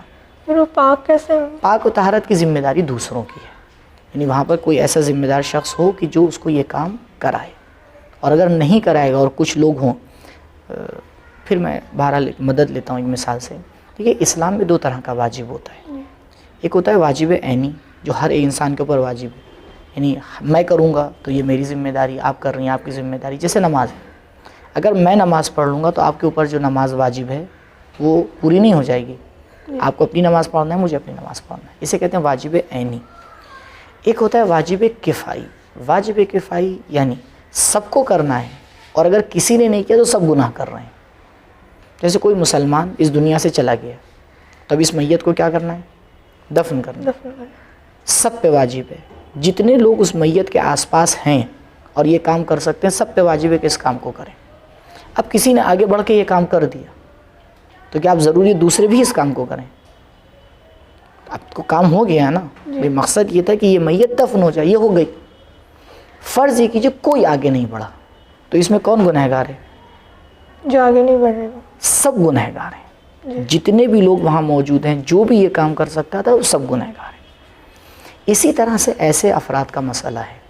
جتنے لوگ ان کے آس پاس رہ رہے ہیں اور ان کے کام میں ان کی مدد کر سکتے ہیں، سب پر واجب ہے کہ اس کام کو کریں، اور اگر نہیں کریں گے تو سب گنہگار ہیں. تو پروردگار نے بیلنس اس لیے بنا کے رکھا ہے کہ یہاں اگر کسی کو مجبور بنایا ہے تو کسی دوسرے کو اس کی ذمہ داری بھی دی ہے. اب یہاں پہ اگر ایک انسان اپنی ذمہ داری پہ عمل نہیں کر رہا ہے تو پرابلم خدا کی طرف سے یا ہماری طرف سے جو ہم اپنی ذمہ داری پہ عمل نہیں کر رہے ہیں؟ ہماری طرف سے. جی ان کے وضو کا طریقہ بتائیے گا. عرض کی آپ کی خدمت میں کہ وضو دوسرے لوگ انہیں کرائیں گے، اور اگر صرف چہرہ ہے تو چہرے کا وضو ہو جائے گا، اور جتنا حصہ ہے اتنے کا وضو ہو بس. اور باقی اگر نہیں ہو تو وضو نہیں ہو؟ وضو کیسے ہوگا؟ اور پھر پاک رہیں گے یہ؟ ہاں، پھر نماز ویسے ہی پڑھ سکتے ہیں. اشارے سے اگر رکوع سجدہ نہیں کر سکتے ہیں اشارے سے پڑھ لیں گے. مولانا صاحب میرا اگلا سوال یہ ہے کہ معذور لوگوں کی جو ایجوکیشنس ہوتی ہے وہ کس طرح ہونی چاہیے؟ دیکھیے معذور لوگوں کی جو ایجوکیشن ہے، جو نارمل لوگ ہیں تھوڑا سا اس میں فرق ہونا چاہیے. اس کی وجہ یہ ہے کہ ہم سب کو آ کے ایک ہی ترازو میں نہیں تول سکتے. جی. حتیٰ جو لوگ صحیح ہیں ان کی ایجوکیشن میں بھی فرق ہوتا ہے. پڑوس میں 2 فیملی رہتی ہیں، دونوں کے بچے ہیں، دونوں کی عمر برابر ہے. جی. یہ دونوں جاتے ہیں، ایگزام ہوتا ہے، اپنا رزلٹ لے کے گھر پہ آتے ہیں. ایک کے 80% مارکس آتے ہیں، ایک کے 95% مارکس آتے ہیں. جس بچے کے 95% مارکس آئے ہیں، ماں باپ کیا کہیں گے؟ خوش ہوں گے کہ بھائی میرے بچے نے بہت اچھا رزلٹ کیا. دوسرے والے بچے کے جو ماں باپ ہیں جب دیکھیں گے اس کے 80%، دیکھیے دوسرے بچے کے ماں باپ کو اگر یہ نہ بتایا جائے کہ جو پڑوس میں بچہ ہے اس کے 95 آئے ہیں تو ان کو یہ 80% کیسے لگیں گے؟ اچھے لگیں گے، خوش ہوں گے. لیکن اگر ان کو فوراً یہ بتا دیا جائے کہ نہیں پڑوس میں کتنے آئے ہیں؟ 95، تو اب ان کی حالت کیا ہوگی؟ اب یہ کہیں گے یہ کم ہے. مشکل یہ ہے. ہمیشہ ہماری زندگی میں بہت سی جگہ ایسی ہوتی ہے کہ مشکل وہاں کھڑی ہوتی ہے جہاں ہم غلط کمپیئر کرنا شروع کر دیتے ہیں. جی. جو لوگ صحیح ہیں وہاں بھی لوگوں کی صلاحیت برابر نہیں ہے. ایک بچہ ہوتا ہے جلدی یاد کر لیتا ہے، ایک بچہ ہوتا ہے دیر سے یاد کرتا ہے، ایک بچے کی پڑھائی میں دل لگتا ہے، ایک کا نہیں لگتا ہے. اگر یہ طے ہو کہ سب ڈاکٹر اور انجینئر بن جائیں تو یہ جو اور دوسرے کام ہیں شہر کے وہ کون کرے گا؟ اسی طرح ایسے لوگ بھی ہیں. یہاں پہ دیکھنا یہ چاہیے کہ جس طرح سے جس سہولیت کے ساتھ ان کو ایجوکیشن دی جا سکتی ہے دی جائے، لیکن ان کی بھی یہ توقع نہیں ہونا چاہیے کہ وہ ہر فیلڈ میں آ کے ان لوگوں کی طرح آگے بڑھیں کہ جو اس راستے میں مثال کے طور پر صحیح ہیں، سلامت ہیں، ان کے پاس صلاحیت زیادہ ہے. اب وہ آ کے جب کمپیئر کرنا شروع کر دیں گے تب مشکل ہو جائے گی.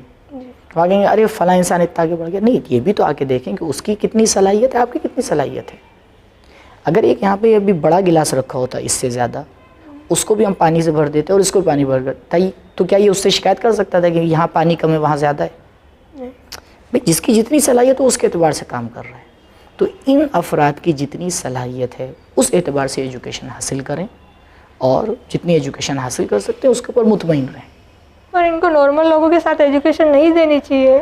آپ کے انوسار؟ نہیں دیکھیے، یہ کوئی قانون میں نہیں آپ کو بتا سکتا ہوں کہ نارمل کے ساتھ دیں یا نہ دیں. جی. اگر لگ رہا ہے کہ نارمل لوگوں کے ساتھ چل سکتے ہیں، مثال کے طور کے اوپر ایک کان میں کوئی پرابلم ہے، ایک ہاتھ میں کوئی پرابلم ہے، لیکن چل سکتے ہیں نارمل لوگوں کے ساتھ، ٹھیک ہے، نارمل لوگوں کے ساتھ رہیں، کوئی مشکل نہیں ہے. مگر یہ کہ ان کا سسٹم ہی بالکل الگ ہو، کیونکہ اگر جب سسٹم جب الگ ہوگا اور ان کو نارمل لوگوں کے ساتھ رکھا جائے گا، ان کے لیے بھی پرابلم ہوگی، ان لوگوں کے لیے بھی پرابلم ہوگی. یعنی یہ ان کو آگے بڑھنے سے روک دیں گے، کیونکہ اب ان کی طرف بھی توجہ دینا پڑے گی نا. جب ایک کلاس میں سب بیٹھے ہوئے، اسی لیے آپ نے دیکھا ہوگا کہ آج کل جو بعض اسکول کھلے ہیں وہ آگے پہلے انٹرویو لیتے ہیں بچے کا، پھر اس کو لیتے ہیں. کیوں؟ کیونکہ وہ چاہتے ہیں کلاس میں جتنے بھی بچے ہیں وہ سمجھداری کے اعتبار سے ان کا لیول کیا ہو، ایکول ہو. ہاں، تھوڑا سا ایک دوسرے سے نزدیک ہو، یہ جلدی ترقی کریں. کیونکہ اگر ابھی اسی کلاس میں آ کے ایک ایسا بچہ رکھ دیا جائے گا جو ان کے ساتھ نہیں چل پا رہا ہے، تو کیا ہوگا نتیجے میں؟ وہ ان کو چلنے سے روک دے گا یا اس کو باہر نکالنا پڑے گا. لہٰذا یہ کوئی قانون نہیں بتایا جا سکتا کہ نارمل لوگوں کے ساتھ پڑھیں یا نہ پڑھیں. دیکھنا پڑے گا سچویشن کیسی ہے. اگر ان کے ساتھ چل سکتے ہیں تو بہتر یہی ہے کہ انہی کے ساتھ پڑھیں. لیکن اگر بالکل ہی ان کا مسئلہ کچھ الگ ہے، کیس بالکل ہی الگ ہے، تو پھر الگ پڑھیں.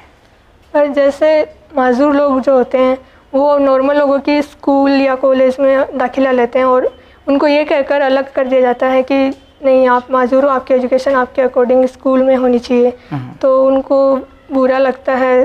تو پھر اس کے معاملے میں آپ کیا کہنا چاہیں گے؟ دیکھیے بھائی، یہ سمجھیں، یعنی یہ ان کو بھی سمجھداری آنا چاہیے. اگر وہ یہ دیکھ رہے ہیں کہ یہاں وہ اس گروپ کے ساتھ آگے نہیں بڑھ پائیں گے، تو یہ بات بالکل صحیح کہی جا رہی ہے. تو وہ جہاں ان کے لیے بنائی گئی ہے، جہاں پہ وہ اچھی طریقے سے اور آسان طریقے سے ایجوکیشن حاصل کر سکتے ہیں، وہاں جائیں. مثال کے طور پر کسی کے پاس آنکھ نہیں ہے، دونوں آنکھوں سے وہ معذور ہے، کیا اسے نارمل اسکول میں پڑھایا جا سکتا ہے؟ نہیں. تو وہ ضد نہیں کر سکتا کہ مجھے اسی اسکول میں پڑھنا ہے.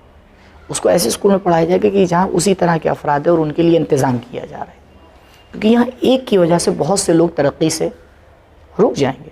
لیکن ہاں، اگر واقعاً وہ دیکھ رہا ہے، اور البتہ یہ وہ اسٹاف کی نظر کو دیکھنا پڑے گا کہ ان کو یہ لگ رہا ہے کہ بھئی یہ بچہ گرچہ نارمل نہیں ہے لیکن ان لوگوں کے ساتھ آگے چل سکتا ہے. امتحان کر کے دیکھ لیں، مثال کے طور پر 2 مہینہ 3 مہینوں سے کہیں بھی ٹھیک آپ پڑھیے، اگر آپ ان لوگ کے ساتھ چل رہے ہیں تو ہمیں کوئی اعتراض نہیں ہے. ایسے ہی گورنمنٹ میں معذور انسان کے کیا حقوق، رائٹس اینڈ ڈیوٹیز ہیں؟ جی بے شک، ہر حکومت کی یہ ذمہ داری ہے کہ وہ صرف ان لوگوں کی طرف نظر نہ ڈالے کہ جو ہر اعتبار سے صحیح ہیں، بلکہ اس کی زیادہ ذمہ داری یہ ہے کہ ان لوگوں کی طرف زیادہ توجہ دے جو اس مشکلات میں ہیں. کیونکہ دیکھیے، حکومت بنائی ہی اسی لیے جاتی ہے تاکہ سماج کو آگے بڑھایا جائے. اب سماج میں کچھ ایسے لوگ ہیں جو خود آگے بڑھ سکتے ہیں، ان کا بہت زیادہ ہاتھ پکڑنے کی ضرورت نہیں ہے. تو اب ہماری ذمہ داری ہوتی ہے کہ ہم اپنی سورسز کو وہاں پہ لا کے رکھیں کہ جہاں پر زیادہ ضرورت ہے. تو زیادہ ضرورت کن لوگوں کی؟ جو نارمل ہیں یا وہ لوگ جو اس طرح سے ہیں؟ بھئی جو لوگ مشکل میں پڑے ہوئے ہیں، جو لوگ سختی میں پڑے ہوئے ہیں، ان کو زیادہ مدد کی ضرورت ہے. تو سب سے پہلے ہر گورنمنٹ کے اوپر یہ ذمہ داری آتی ہے کہ وہ آئیں، ایسے لوگوں کو تلاش کریں، ان کے لیے ایجوکیشن کے حوالے سے، رہنے کے حوالے سے جو بھی مدد ہو سکتی ہے، سب سے پہلے وہ ان کے لیے آ کے اس کام کو کریں. جی مولانا صاحب، بہت بہت شکریہ، جو آپ نے میرے جتنے بھی ڈاؤٹس سے بہت ہی بخوبی سے اپنے کلیئر کیے. شکریہ آپ کے سوالوں کا.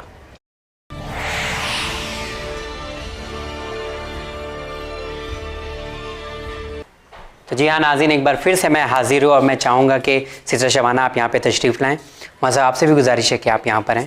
سسٹر شبانہ، آپ سے سب سے پہلے تو میں یہ سوال کرنا چاہوں گا کہ جو آپ کے سوال تھے جو معذور لوگ سے جڑے ہوئے تھے، تو آپ کے سوال کے جواب آپ کو مل گئے آپ جس امید کے ساتھ یہاں پر آئی تھیں؟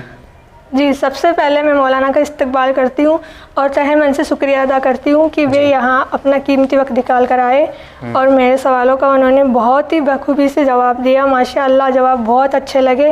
میں پوری طرح سے مطمئن ہوں، اور میرے ساتھ ساتھ مجھے ہی نہیں بلکہ جتنے بھی اس دنیا میں معذور لوگ ہیں جو بھی اس پروگرام کو دیکھیں گے ان کے بھی کافی ڈاؤٹس کلیئر ہوں گے، اور جو معذوریت ان کی پرابلم بنی ہوئی ہے ان کی عبادت میں، روزے نماز میں، تو آج ان کو ان سب چیزوں سے جواب مل گیا ہے، اور وہ بھی ان جوابوں سے پوری طرح سے مطمئن ہوں گے۔ اچھا، میں نے دیکھا کہ سارے سوال آپ سے اسی سے جڑے ہوئے تھے، تو کوئی ایسا انسیڈنٹ، کوئی ایسا واقعہ آپ کو ایسا کیوں لگا کہ ہم ان کے بارے میں ہی زیادہ سوال پوچھیں گے؟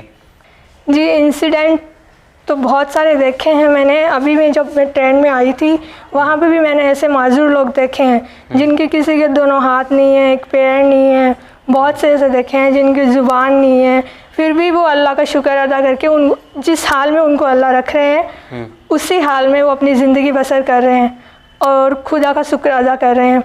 اور انسیڈنٹس کی بات ایسی ہے کہ کچھ معذوریت مجھ میں بھی ہے جی، جو فزیکلی بول سکتے ہو یا کچھ بھی بول سکتے ہیں، بلڈ میں بول سکتے ہیں، اور کچھ مجھ میں بھی ہے، تو میرا خود کا ایکسپیرینس بھی ہے ایک۔ اور اسی طرح سے میں نے خود کو لے کر اور دنیا میں جتنے بھی لوگ معذور ہیں ان کے سب کی پرابلمس کو میں نے مطلب جہاں بھی میں گئی میں نے دیکھا، سب کو میں نے جانا ایسے کہ ان کی کیا کیا پرابلمس ہے، یہ کیوں مطلب اس طرح سے اس دنیا میں سے کیوں آئے ہیں، ان کو کیوں بنایا گیا ہے، ایسے سارے سوال تھے میرے۔ یقیناً میں امید کرتا ہوں کہ آپ کو سارے جواب مل چکے ہوں گے، اور انشاءاللہ میں دعا کرتی ہوں جیسا آپ نے بتایا کہ آپ کے اندر بھی وہ چیز پائی جاتی ہے۔ خدا بند عالم سے ہم سب مولانا صاحب دعا کرتے ہیں کہ اس میں جلد سے جلد امپرومنٹ ہو، اور انشاءاللہ آپ سماج میں جو آپ نے فیس کیا، یقیناً سماج میں اگر اس طریقے کی برائی ہیں تو وہ ضرور دور کی جائے گی۔ مولانا صاحب میں آپ سے جاننا چاہوں گا کہ اتنی دور سے یہ اتنے سوالوں کے ساتھ آئے، اور یقیناً ایک ایسا موضوع تھا جو معاشرے میں پوری طرح سے پھیلا ہوا ہے اور بدترین نگاہ سے انہیں دیکھا جاتا ہے کہ یہ کچھ لائق نہیں ہے، ان کا کچھ ہو نہیں سکتا ہے، تو کیا ان کے سوال یقیناً اتنے اچھے رہے؟ جی الحمدللہ سوالات کافی اچھے تھے، اور ایک بہت اہم پیغام جو ہے اس پروگرام کے ذریعے سے انشاءاللہ ان لوگوں تک پہنچا ہے کہ جو صحیح اور سالم ہیں۔ میرا یہ ماننا ہے کہ یہ پروگرام جو لوگ معذور ہیں ان سے زیادہ ضروری ہے ان لوگوں کے لیے جو صحیح اور سالم ہیں، جی، کیونکہ وہ اس بات کو نہیں سمجھ پاتے ہیں کہ ایسے لوگوں کے سامنے ان کی ذمہ داری ہے کیا۔ کبھی جو ہے ان کی دل آزاری کر کے، کبھی وہ ایک جملہ بول کر، کبھی جو ہے ان کو اپنے آپ سے نیچا سمجھ کر وہ یہ بھول جاتے ہیں کہ یہ کوئی بھی کام ان کے لیے کوئی نقصان نہیں پہنچا رہا ہے، بلکہ یہ خود خداوند متعال کی بارگاہ میں ایک درجہ نیچے آتے چلے جا رہے ہیں، یعنی خود کو نقصان پہنچا رہا ہے۔ اور معاشرے میں پروردگار نے یہ جتنی بھی چیزیں خلق کی ہیں سب کی ضرورت ہے کہ ایک مشین کی طرح جس کے الگ الگ پرزے ہوتے ہیں، کوئی پرزہ دوسرے سے یہ نہیں کہہ سکتا یہ میری اہمیت زیادہ ہے، کسی ایک کو بھی آپ نکال دیجئے وہ گاڑی آگے نہیں چل سکتی، ہر ایک کی اپنی اہمیت ہے۔ لہٰذا جتنی بھی طریقے کے پروردگار نے انسان خلق کیے ہیں اس پوری دنیا میں ہر کی ضرورت ہے، ہر ایک دوسرے کے ساتھ جڑ کے اس پورے سماج کو بناتا ہے، لہٰذا سب کی ذمہ داری کہ ایک دوسرے کے ساتھ مل کر اس پورے کاروان کو آگے بڑھائیں۔ جی مولانا صاحب، آپ نے بہت بہترین طریقے سے کہا کہ ہر ایک جو ہے ضرورت رکھتا ہے اس سماج میں۔ جیسا کہ ان کے بارے میں ہی میں بتا دوں، انہوں نے بتایا کہ ان کے اندر بھی تھوڑی سی پرابلم ہے، اور جن کے اندر بھی ڈسیبلٹی ہوتی ہے یقیناً ان کے اندر ایک بہت ہی اچھی کوالٹی خدا کی طرف سے دی ہوئی ہوتی ہے، لیکن آپ سوچیں ایک جنرل انسان، اگر ایک کامن مین جس کے اندر ساری صفت ہوتی ہے وہ گریجویشن کے بعد پڑھ نہیں پاتا، لیکن الحمدللہ سسٹر نے جو ہے بی ایڈ بھی کیا، بی ایس سی بھی کیا اور ماسٹر بھی کمپلیٹ کیا، تو آپ ان کے بارے میں آپ کیا کہنا چاہیں گے؟ بہرحال میں ان کو مبارکباد پیش کروں گا کہ انہوں نے اپنی مشکلات کے ساتھ یہ مرحلے طے کیے، اور یہ ایسے لوگ بہت اچھا آئیڈیل ہوتے ہیں ان لوگوں کے لیے کہ جو سستی کے ساتھ اس دنیا میں چل رہے ہیں، اپنی زندگی کا کوئی خیال نہیں کرتے ہیں۔ ایسے لوگوں کو اگر معاشرے میں پیش کیا جائے تو شاید ان کے لیے بھی درس عبرت ہو کہ جو انسان مشکلات میں پڑا ہوا ہے وہ اتنی ترقی کر سکتا ہے، تو ہمیں پھر کہاں ہونا چاہیے۔ یقیناً سسٹر شبانہ نے یہ پروو بھی کر دیا ہے کہ آپ کو زیادہ سے زیادہ علم حاصل کرنا چاہیے، جس طریقے سے فیسلٹی نہ ہونے کے باوجود بھی آج یہ مقام پہ پہنچی ہیں، ہم سب ان کے حق میں دعا کریں گے۔ مولانا صاحب میں چاہوں گا کہ ایک موقع میں جو بھی آتا ہے اسے یہ ٹرافی ہم دیتے ہیں، تو میں چاہوں گا کہ اپنے ہاتھوں سے آپ سسٹر شبانہ کو دیں، سسٹر شبانہ کو دیں۔ مبارک، شکریہ۔ چلیے سسٹر شبانہ، آپ کو بھی بہت بہت مبارک ہو، یہ آپ کو جو ہم نے ٹرافی ایک موقع کی طرف سے دی ہے، جو بھی اس میں آتا ہے ہم اس کو یہ ٹرافی دیتے ہیں۔ بہرحال جیسا کہ آپ نے کہا کہ آپ اہل سنت سے تعلق رکھتی ہیں، تو میں چاہوں گا کہ جاتے جاتے آپ کا ایکسپیرینس کیسا رہا ایک موقع میں، آپ کس کے ساتھ آئی تھیں اور کیا پیغام دینا چاہیں گی؟ سب سے پہلے ہمیں بتائیے آپ کس کے ساتھ آئی ہیں ہمارے پروگرام میں؟ جی میں اپنے ابو کے ساتھ میں آئی ہوں۔ اپنے ابو کے ساتھ آئی ہیں؟ شفیع محمد کھلجی۔ چلیے میں امید کرتا ہوں کہ میں ان سے بھی بات کروں گا، چینل بھی ان کا بھی شکریہ ادا کرتا ہے کہ وہ آپ کو یہاں تک لے کے آئے۔ بہرحال آپ کا ایکسپیرینس کیسا رہا؟ آپ جاتے جاتے کیا کہنا چاہیں گے ہمارے ناظرین سے؟ میرا ایکسپیرینس یہاں پہ آنے کے بعد میں بہت اچھا لگا مجھے یہاں کا، اور جیسا میں نے سوچا تھا میرے سوالوں کا جواب مجھے یہیں مل سکتا ہے مولانا سے، اور مجھے یہیں ملے میرے سارے سوالوں کے جواب، اور میرے ساتھ میں بہت سے لوگوں کو بھی آج ان سب کا ڈاؤٹ کلیئر ہو گیا ہوگا۔ اور میں یہی کہنا چاہوں گی کہ یہ جو چینل ہے اور یہ ہم سب کا چینل ہے، اور ہمیں اس کی مدد کرنی چاہیے، ہم سب کو مل کر اس کو آگے بڑھانا چاہیے۔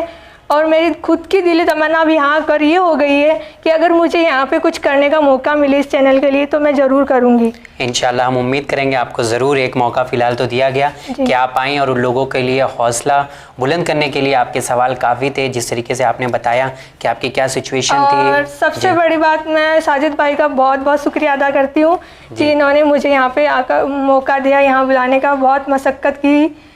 اور نہیں، آپ کا بھی ہم شکریہ ادا کرتے ہیں، ساجد بھائی نہیں بلکہ چینل ون پوری ٹیم آپ کا شکریہ ادا کرتی ہے، کیونکہ ناظرین ہم اگر آپ کو بتائیں ان کے بارے میں، انہوں نے تقریباً 3 سے 4 مہینے سے پروگرام میں ایک موقع میں آنا چاہتی تھی، انہوں نے ریسرچ کیا، انہوں نے ہمیں یہ بھی کہا کہ ہم بہترین سوال بھیجنا چاہتے ہیں، تو چینل ون کی پوری ٹیم آپ کا شکریہ ادا کرتی ہے، اور آپ جیسے لوگوں کا استقبال کرتے ہیں ہم پروگرام میں ایک موقع میں، اور ان لوگوں کو بھی ایک موقع دیا جائے گا جو آنا چاہتے ہیں۔ فی الحال آپ کا ہم بہت بہت شکریہ ادا کرتے ہیں۔ تو جی ہاں ناظرین، یہاں پہ ایک موقع کا سلسلہ ختم نہیں ہوتا ہے، چینل ون پہ ایک موقع میں پہلی بار میں آپ کو ایک ایسی شخصیت سے آپ کی ملاقات کراؤں گا جو شبانہ خلجی کے والد ہیں، تو چلیے ان کا استقبال کرتے ہیں اور ان سے بھی ہم بات کریں گے۔ تو آپ نے دیکھا پہلی بار پروگرام ایک موقع میں ہم نے کسی کو یہاں پہ دعوت دی ہے، اور یہاں پہ میں ان کی تعریف کرنا چاہوں گا۔ سر آپ کا بہت بہت شکریہ، کیونکہ ایسے بہت ہی کم لوگ ہیں جو سماج میں اپنی بیٹی کو اتنا زیادہ بڑھاوا دیتے ہیں اور ان کی مدد کرتے ہیں۔ تو سب سے پہلے تو ہمارے ناظرین کو آپ بتائیے کہ آپ کرتے کیا ہیں، آپ اپنے بارے میں کچھ بتائیں ہمیں۔ میں ایک لانڈری چلاتا ہوں، جی، لانڈری کا کام کرتا ہوں۔ میرے بچے دونوں شکشت ہیں، 2 بچے ہیں، ایک لڑکا ہے ایک لڑکی ہے۔ لڑکا میرا بینک میں کام کرتا ہے، لڑکی پڑھی ہوئی ہے۔ یہ ایک لڑکی آپ کی، ایک لڑکا ہے آپ کے؟ بس 2 ہی بچے ہیں، اور میں یہ چاہوں گا چاہے لڑکی ہو چاہے لڑکا ہو، برابر شکشا ہمیں دلانی چاہیے، اور جہاں تک ہو سکے ان کا حوصلہ افزائی کرنی چاہیے، جہاں تک بڑھا سکو آپ بڑھاتے رہو۔ جی، اسلام اور دنیا یہ دونوں چیزوں کے اندر آپ بڑھاؤ گے تو ہی آپ کی گاڑی چلے گی، ورنہ آپ کی گاڑی رک جائے گی۔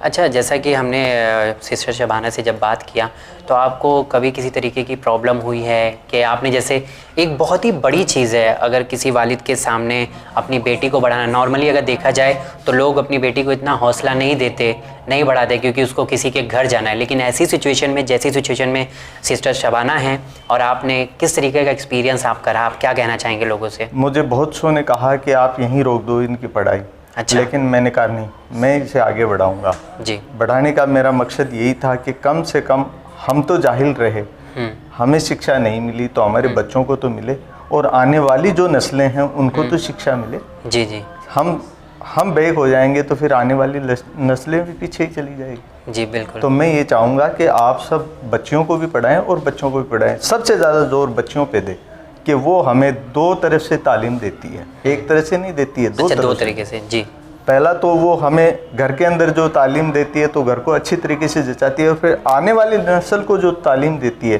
وہ ماں ہی دے سکتی ہے، تو وہ بچیوں سے ہی تعلیم ملے گی۔ چلیے، بہت اچھی بات آپ نے بتائی کہ وہ 2 طریقے سے تعلیم دیتے، ایک نیو پوائنٹ آپ نے دیا۔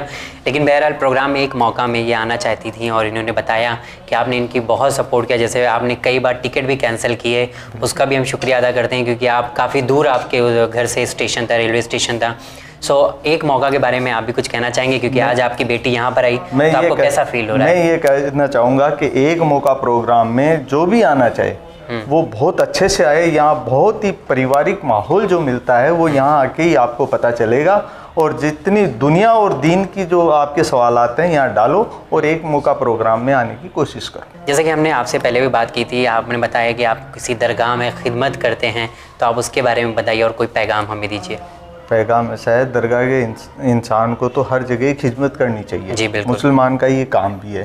درگاہ کے اندر تو وہ ہمارے پیر صاحب ہیں، ہم ان کے پاس جاتے ہیں، ان کی خدمت کرتے ہیں، لیکن یہ جو یہاں میں سنی ہوں اور میں نے سنا یہ جو پروگرام ہے یہ ایک موقع پروگرام ہے، یہ شیعہ چلا رہے ہیں، تو یہاں آ کے مجھے ایسا محسوس نہیں ہوا کہ کوئی شیعہ یا سنی ہے۔ جی الحمدللہ، مجھے ایسا محسوس ہوا کہ سب اسلام کو ماننے والے ہیں، سب حضور صلی اللہ علیہ وسلم کو ماننے والے ہیں۔ جی، تو ایسا ہے کہ یہ جو طریقہ ہے وہ ٹھیک نہیں ہے، وہ مل بیٹھ کے دیکھو اور اس پروگرام کو دیکھو تو پتہ چلے گا کیا چیز ہے کیا نہیں۔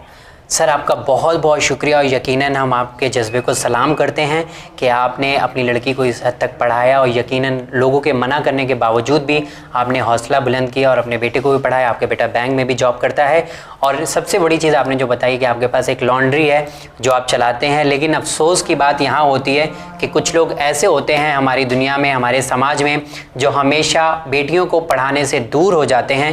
کیوں کہتے ہیں کہ انہیں آخر کرنا ہی کیا ہے، اور کچھ وہ لوگ ایسے بھی ہوتے ہیں جو کہتے ہیں ہمارے پاس اتنی انکم نہیں ہے تو ہم اپنی چھوٹی سی انکم کو یہ بڑی چیزوں پہ کیوں ضائع کریں۔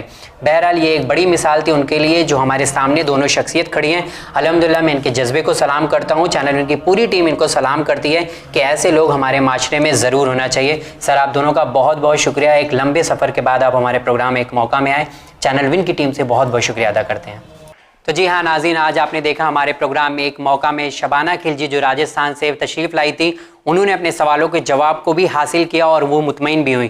لیکن بڑا سوال یہ ہے کہ اگر آپ کے بھی ذہن میں اٹھ رہے ہیں سوال تو اپنے سوال کو آپ محدود اپنے تک نہ رکھیں، بلکہ چینل ون کے ذریعے ہر ایک تک پہنچائیے۔ تو اپنے سوالات ہمیں ای میل کر سکتے ہیں، ہمارا ای میل ایڈریس ہے emwin786@gmail.com۔ زیادہ معلومات کے لیے آپ ہمیں کال بھی کر سکتے ہیں، ہمارا نمبر ہے 9619667578۔ دین اور آخرت کی زیادہ معلومات کے لیے دیکھتے رہیے چینل ون پیغام انسانیت۔ خدا حافظ۔